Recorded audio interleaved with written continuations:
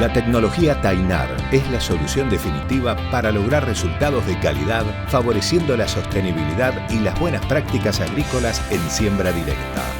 Con Tainar es posible lograr un surco de siembra con la profundidad deseada en todo el lote, eliminando la compactación por debajo de la semilla. Tecnologia Tainar, la semilla em bom lugar. A ciência já chancelou o uso dos biológicos com total propriedade. Somos a empresa que mais investe em inovação e tecnologias em biológicos, com resultados comprovados no campo e, claro, retorno sobre o investimento para o produtor rural. A agricultura que o mundo quer, o Brasil tem. E a Biotrop entrega essa vanguarda y liderança tecnológica para os seus clientes. La Red Rural es el noticiero agropecuario de Radio La Red, con la conducción de los profesionales del agro. Marcos López Arriazu, Ricardo Bindi y Sebastián Salvaro. La Red Rural, el agro en movimiento. Una producción de Pampa Nuestra para Radio La Red. Good morning, everybody. Thank you for participating in this session. I will be the moderator today. The speakers are Fernando and Roberto, who need no introductions. I will briefly introduce them anyway. Fernando is an agricultural engineer. He teaches agribusiness at Buenos Aires University. He's the director of the Bioeconomy department, and he was the dean at the university some years ago. And Roberto is the professor of agricultural economy. He's a researcher at the Interdisciplinary Institute of Political Economy at Buenos Aires University. Beyond this, well, both of them have been active players in communicating the concept of bioeconomy in Argentina, and they always have been very generous. Whenever I ask them any questions or ask them to participate in any meetings, they have always accepted. And the goal of this panel, within the whole portfolio of bioeconomy sessions, well, Jochen and Eduardo talked about the scenario in Latin America and all over the world. And now the question is, what is going on in Argentina? And you know, as the previous panel mentioned, there are different approaches to bioeconomy. The U.S. approach is this concept related to biotechnology, regulations, businesses. In the European version, the concept is closely related to sustainability and sustainable biomass production. But what about Argentina? Because in Argentina we have both components. We have biomass, biodiversity, biotechnology tools, and we also have we also face important social and economic development challenges. So the theme of this panel is bioeconomy as a paradigm for development. And without further ado, I will give the floor to Fernando.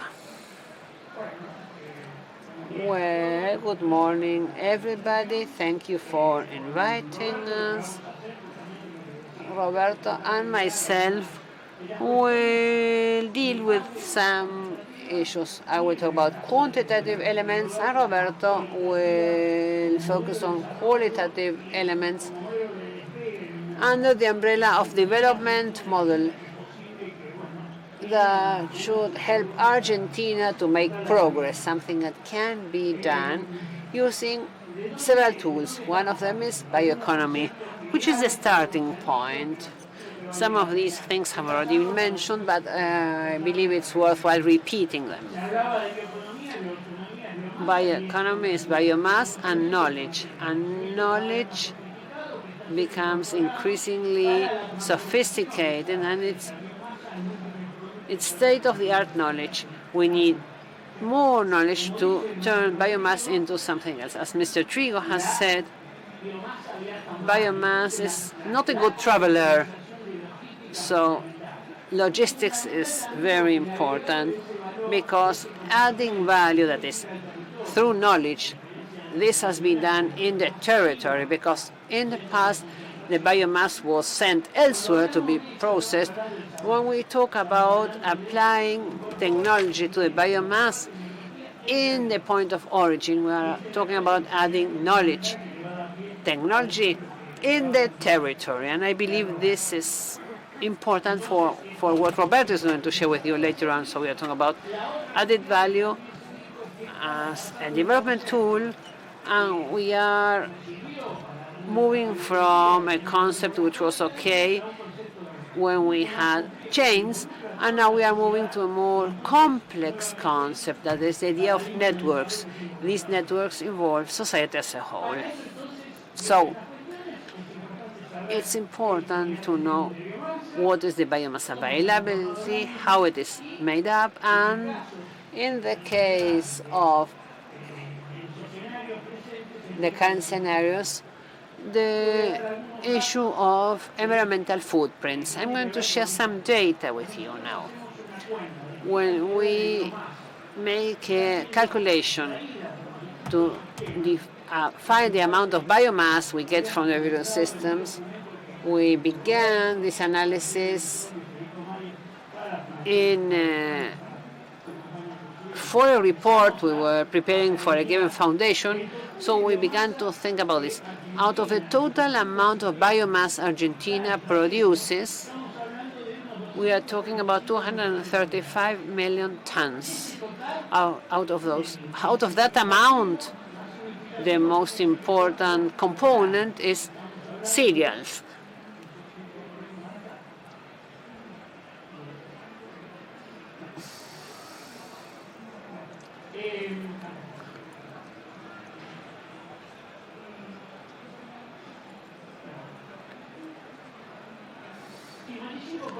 "55% of the total biomass is made up by grains.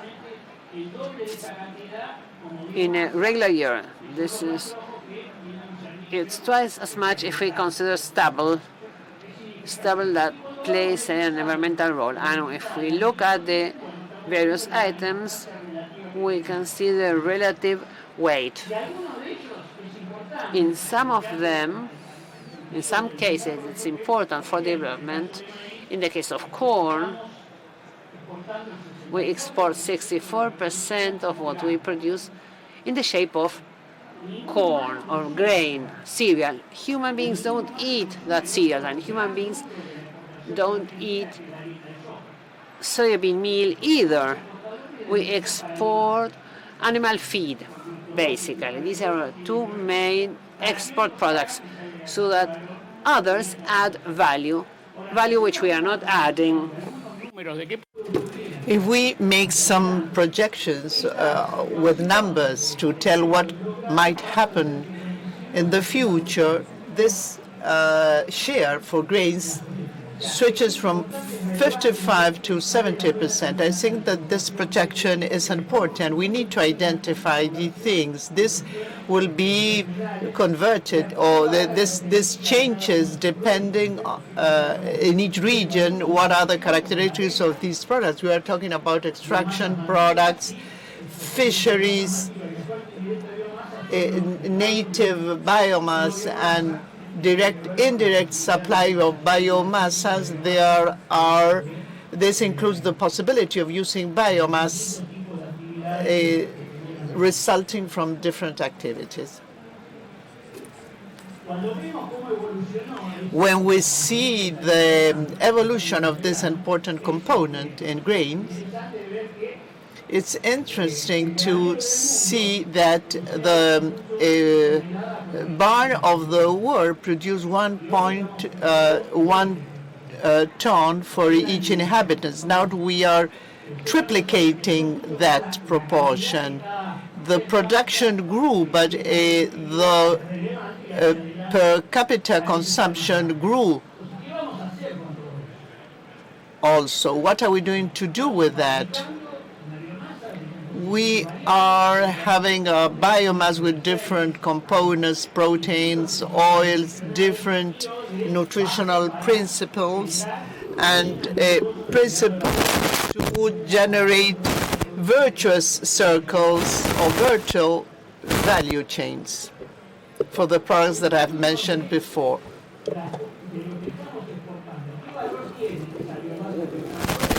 In what we are exporting, what is the value of that biomass and what is the origin of that biomass?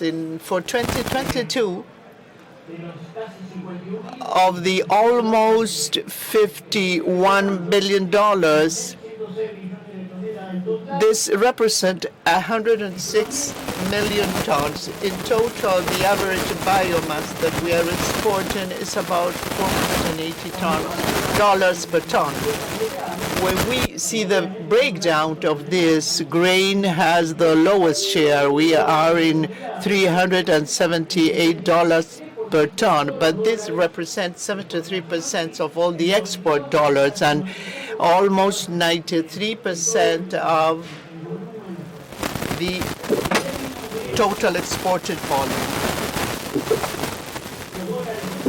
For fisheries, the dollars per ton is about $3,700.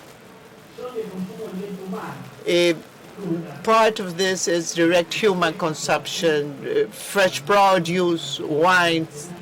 Eduardo Gennaro can tell us about that. So we are in a higher value, about $1,100 per ton, and animal protein are at a higher level, about $5,300 per ton, exported ton. This can be multiplied for others to produce it. If we distribute this in the different components of that price, for instance, $300 and $500 per ton, and the same with the other values, the 76% of grain export are below $500 per ton, and we are not including oils here. The values switch or range from 1,000 to 1,500. In regional, 72% is below $600, but for proteins, we are in significantly higher values. The same for fisheries.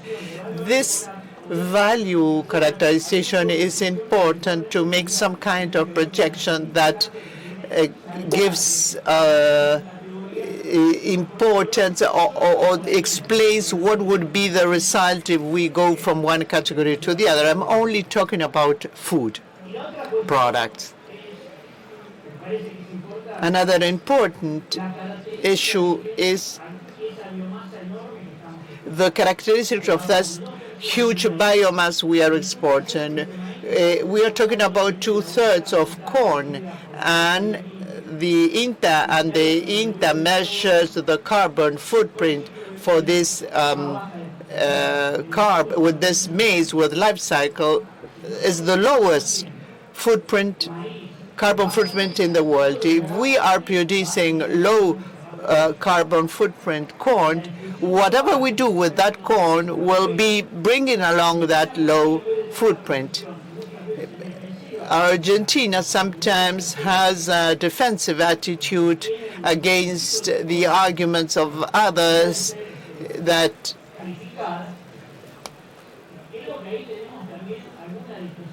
I think that we can answer to that argument if we consider our production.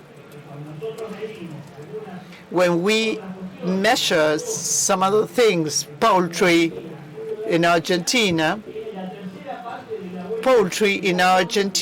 has has 1/3 of the footprint for poultry, 1/3 of what happens in UK. Brazil is the largest poultry exporter.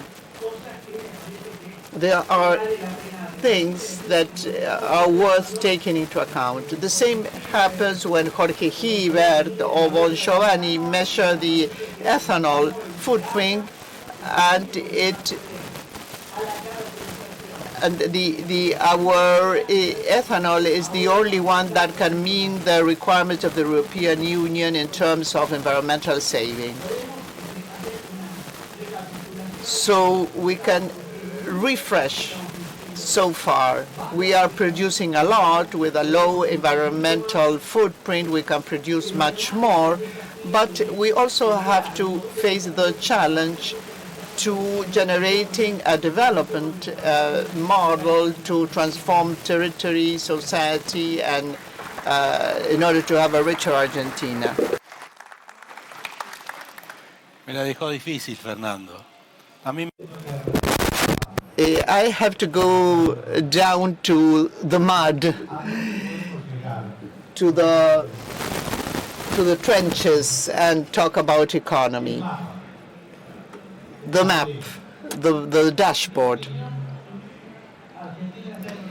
I believe that Argentina is in a crossroad because it has a double challenge. It has to follow the world decarbonization trend. This is clear.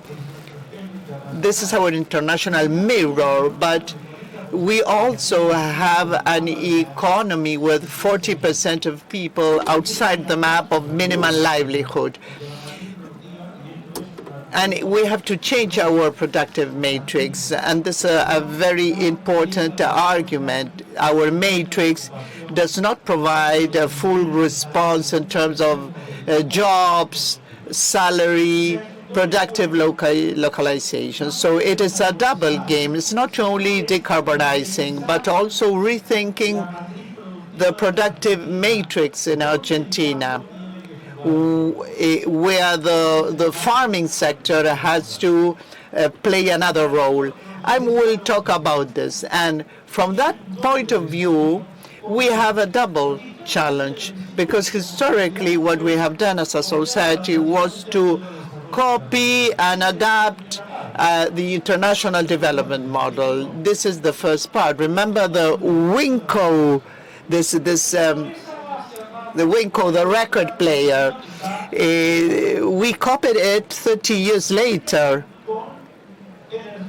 always with fossil energy, cheap crude oil, sometimes local, sometimes imported.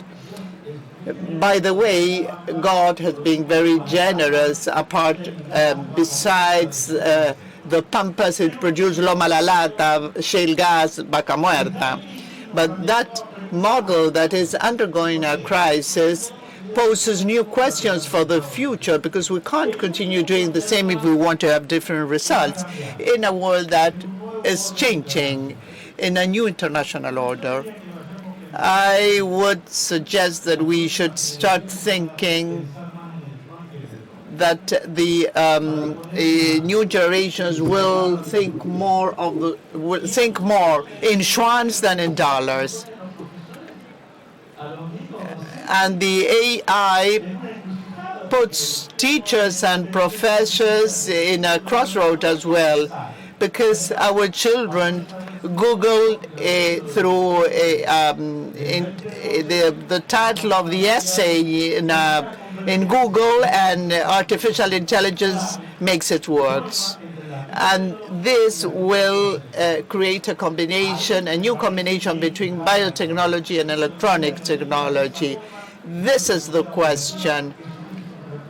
In operational terms, is to go on a green tractor doing precision agriculture with the database and adapting the soil microbiology to the needs of that activity. That didn't happen somewhere else. That happened in Argentina. First thing, this is the map where we have an open question. How can we have a different production parameter using bioeconomy as the basis? I will be aggressive, very aggressive. When we read U.S. papers, basically what we read is bioeconomy very similar to applied biotechnology. beyond the energy problem, the DPE, etc., we go along those lines. When we talk about Europe, the prominence of the environmental aspect is very clear, and we clearly understand both positions. These two societies are already developed, and the safety net for us is the sustainable and efficient use of the natural resources. This is a development model for us. I have to explain a person that lives in Merlo, in the suburbs in Cordova, in the suburbs in Rosario, that this country can make sense, and it has possibilities that are different from what we did in the past, and this includes sustainable approach using green elements. And the problem is that there's not more a pavement, or there's no more road. We have to go off-road. We have to go to the dirt road. Where is our starting point? This is a paper from 2022 where Agustin Lola in the Ministry of Economy reconsidered the whole GDP, resetting it in 60 productive chains. Can you understand me? They took the GDP, they take away the public goods, which is the state-owned part. They took away the productive part, and they set it, and they distribute it in 62 chains. We are experts in working in agronomy or in agriculture, and so we extend the farm gate. We want to keep everything inside. The question is, what is a productive Argentina today? We go to the supermarket, and there are things that we can't find. And in the hardware shop also, there are things that we can't find. That's why we need this refreshing. What is Argentine economy? 18% is agro-bio-industry. It's more than the traditional manufacturing industry that includes metal, mechanic, electronic industry, petrochemical, etc., etc. Unintentionally, we go towards the green, the ecology. When we look at the manufacturing industry, and here the situation is far more complex, because this changes what people have in their minds. If you ask children in the street, industrial sector, they said, industrial sector, they say technology, iPhone. The added value of the automotive sector in the total of productive Argentina, it is only 5%. Electronics produced locally 1 point. How much is textile and garment? It's 4.5. And on the other side, we have the open pit farming sector that is pulling the gas in. But what this slide tells me, and I will close this, what we see is the perception of people is that progress is in this side, and based on this, we have the second part, and here I'm going to the trenches. What are we promoting in Argentina? Where we are pointing at in the stock of policies that we have around.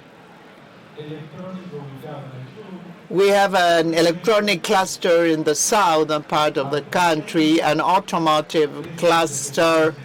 We have an SMEs cluster. And here I am at full throttle in the trenches. The Argentine society in general is sustaining a productive model that is complicated and tricky in terms of carbon and pollution.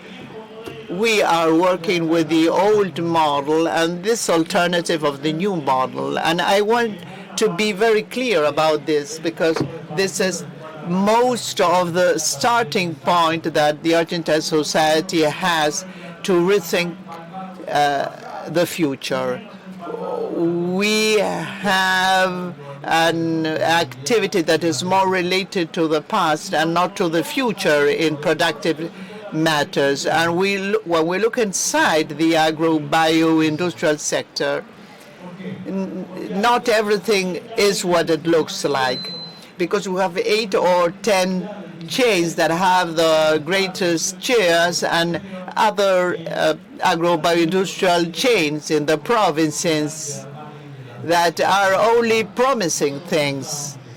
We thought that we will be the champions, but we're waiting for that. We also have a number of distortions that result from the regulatory framework. So looking into our toolkit, how to leave the off-road and go back to the road. I will work as a conventional economist. What they would say, okay, if we are not sequestering carbon correctly, if we are carbonizing instead of decarbonizing, we can use taxes to manage this. You add to private prices the tax on CO2, and economy will go along on these terms. And the other possibility is when the fish jumps out of the fish bowl, we are going to a new chemistry, the green chemistry. By the way, 20 kilometers away, 30 years ago, we had a petrochemical company. Now we have generators of biomass for green chemistry, and we are missing the local green chemistry, the synthetic biodiesel, glycerol, transformed glycerol, which is also part of this new industrial model. And here is where we have an opportunity. And going back to the previous thing I was talking about, can we? The first part points at the questions, can we fix this only imposing taxes? This is a paper or a research of Oscar Cetrangolo on taxing issues and carbonization and decarbonization of economy. In generally, all taxes on carbon, on vehicles or other uses have a relative impact. And if you look at Argentina, it's relative, considering the total tax collections. It's 3.2 of the total tax collections. Withholdings represent 11% of all tax collections. So apparently the world is moving towards using this way of thinking, this rationale, but in Argentina we are not doing this at full length, and we can see clearly what happens in Argentina considering the price of carbon and the adjustment model, which is sometimes not considered because of inflation issues. So having said this, we'll talk about a different problem or a different approach, which is how do we change, how do we change the model.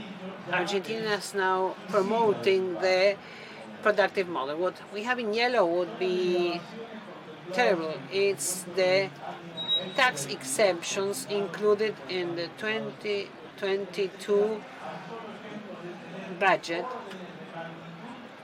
Just to understand the tax exemptions given to some sectors on which Argentina is relying. So we have the industrial promotion plans, the 4 provinces, This is still in place, and the third line is the complicated one, because it's 1/3 of the withholdings.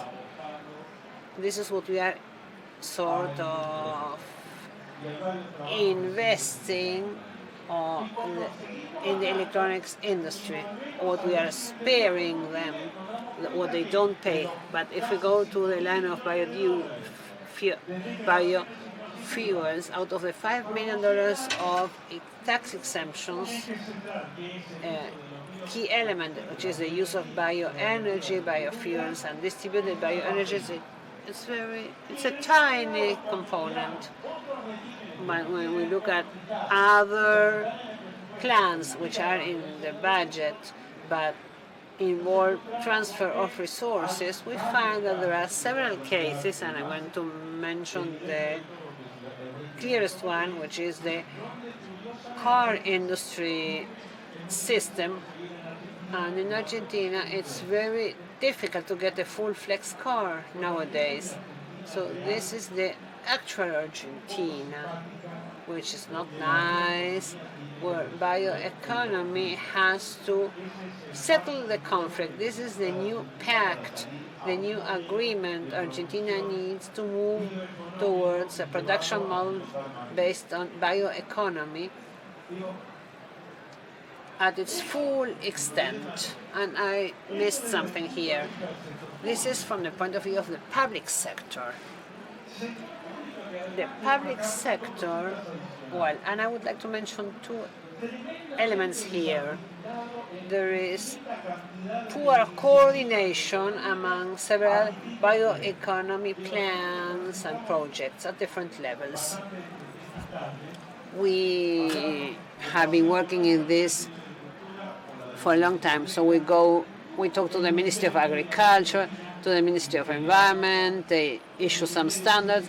The Ministry of Science and Technology moves along the same lines. Sometimes the Ministries of Production do something similar to this. And then we have budget reductions issued from the Ministry of Economy. So if I am producing the bioeconomy field, there is so much information that the first thing I'm going to ask from the public sector, and those who work in the field know this, please create a single stop shop. Vienen las provincias.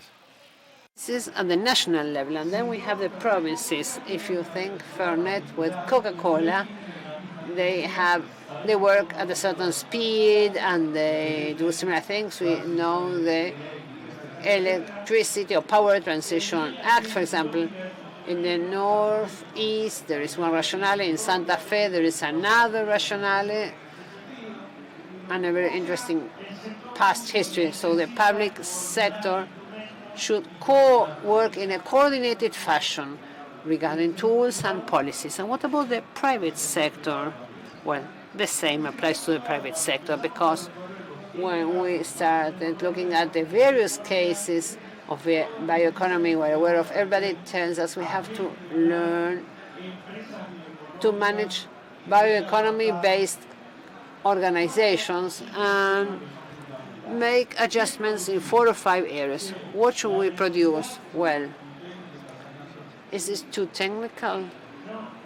No, because the managers of a company that works in bioenergy or that produces enzymes or biological vaccines, these people tell you, every time I crack corn, I rely on the speed of the enzyme. I cannot manage the process the way I manage the process in a car manufacturing company or in another kind of traditional company. When I use raw materials, the corn, the sizes of the corn elements, the kernels are different. They have different components. There is much variability. Whenever I have an issue, I need to be able to contact somebody to solve issues quickly because of the speed of the processes. The processes cannot be stopped. So there's one way of producing,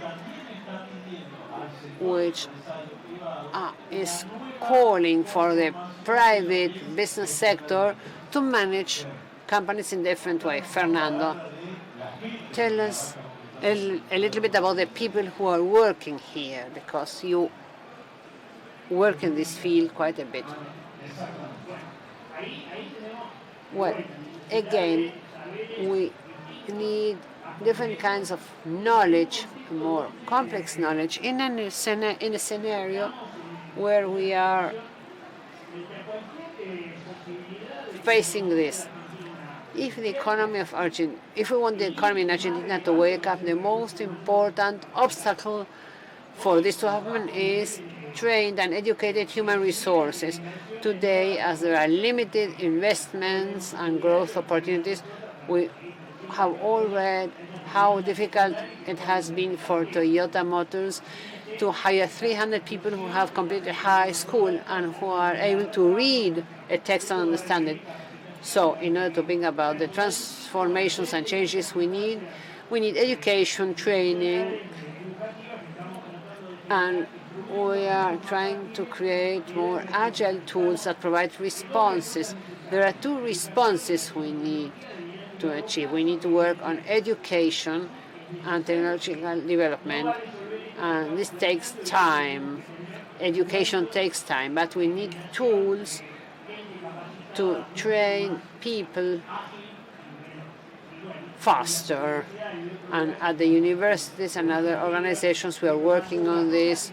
We are creating short courses or short careers. And the companies will also have to offer training opportunities or training workshops or courses, because if the economy in Argentina takes off, even if it's a little bit, the most important issue will be scarcity of trained human resources. This is what we see in the territory in Villa Maria, Córdoba, and the problem of the companies in different provinces of Argentina, in the north or in the central part. Well, this calls for local responses. We need to rethink, to say it clearly, which is the dynamic or the work agenda of the production sector of a municipality where these companies are operating. So this is where the productivity of the new model is defined. And the second important element is who talks to who and where. And here we can see a change. And this organization is part of this change. The intermediary organizations are a venue that gathers people. They are a place to think about these new ways of working in policies. This cannot be done with a top-down approach where everything is planned at the top in one place. But this cannot be left in the hands of the market, of the private market either, because this is a qualitative change. And in our economy, we have many restrictions, interventions, so any officials working in this area will realize that 89 or 97% of their agenda or their time is taken up by solving issues of the past. And what we are talking about is something new, and it's related to the future. So we need a different approach. I go back to the road, and these are my final conclusions. Let's imagine Argentina, and let's compare it to Saudi Arabia. Instead of having oil, we have biomass, a renewable resource, which is not concentrated in one part of the territory. We have 290 for agriculture and 30 for cattle breeding, so the diversity is huge,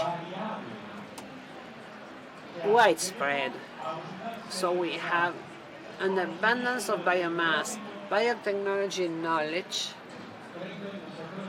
30 years ago, a pharmaceutical company would look at the IMS and to find the reports, and it was impossible to find 200 people who would understand what was being published in the state-of-the-art arena. Today, the young kids who use the metaverse use backpacks. We don't understand actually everything they say, but they have access to this immediately. So the biology knowledge gap is much smaller today, and there is a productive foundation which is quite strong. There is a limited or small carbon footprint. A lot of work is being done in this area. We will be, for sure, we will be working in a scenario which is more grid-like. There are 4 stages in the farm. Before we get the crops, we have the soil biology, the seeds, the roots, the growth of a plant, the biomass, and the distribution hubs that keep most of the income. So we need free markets. Mercado Libre, Alibaba, and eBay. Well, these are the companies that take up a lot of the profit. So we need to work creating networks. Nobody is the clear winner and will reap all the benefits. We need to work together. I believe that for us, the bioeconomy is the light at the end of the tunnel, but it's not the car that is coming our way. And it is coming at an early time to Argentina. I'm saying this because the adoption of applied biotechnologies in the area of agriculture, bovine genetics, enzyme production, bio drugs, because of several reasons, the gap here was much smaller than when we used to copy the car of the 70s, which we copied back then. Nowadays, everything is online, and as the demand has changed in the world beyond the black swans we have now, and then most of the limitations are related to the agreements society has developed, agreements related to change. Muchas gracias. Thank you very much, both of you. We are right on time. We have some minutes left for questions. I will take 2 of the questions I received in the WhatsApp chat. The first is going into the trenches, but 72 hours away from the primary election, we can't help doing this question. What happens with this discussion that has not been learned, and it is disconnected of the election platforms that we have today? Why is this happening, or how we can correct that? I believe that what you say is true. There's some evidence that things are changing. The representatives of different organizations have submitted projects, and with Roberto we participate in those projects, and that didn't happen in the past. Positive projects, not projects such as delete or remove export taxes.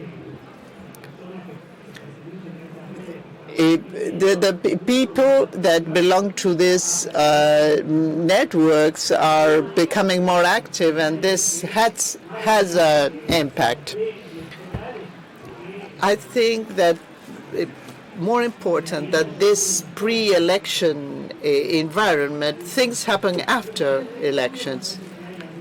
I think that there is a new discourse that different things are happening. Organizations are paying attention. Some of them said that, okay, we have these projects, but we're going to follow up this. Regardless of who is the winner, I think that things might happen. I have another logic. What is the action marching that a decision maker having a central role today has?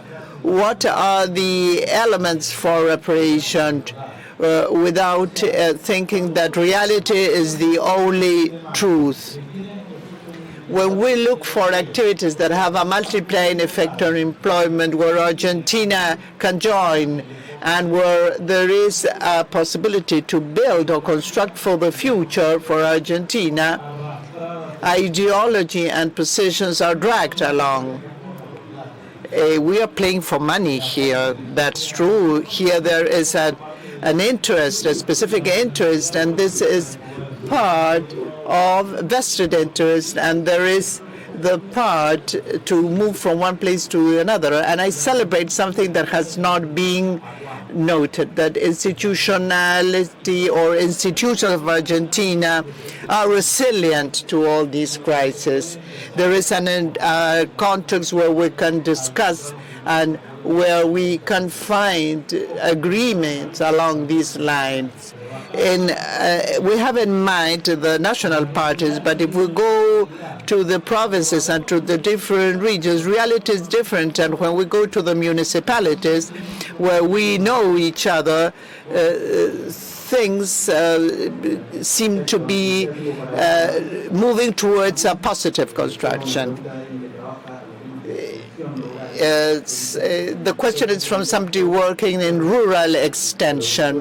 What is the role of the farmer, and do we need to work on issues relating to management and organization of agricultural companies? How do you see that?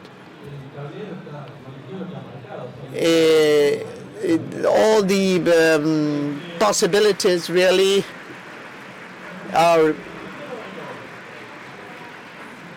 Parece que hay una parte de quién lo va a hacer y qué rol le toca. I think that things are against us. What is the role of the traditional productive sector? Part of that sector is already working, and they're doing very well in the scales. Second, we have more than 200 hectares, the new blood, the young blood. Third, there is a co-op model similar to the one in Netherlands, Germany, and US. Fourth, the charge of our guest speaker of this network has the counterpart of how to make business in a network. It can include everybody, or it can hire people on make contracts. Any of these 5 answers implies more desk time and less farm time. And in terms of discussion, the commercial communication model or spreading technology through inputs is here for good.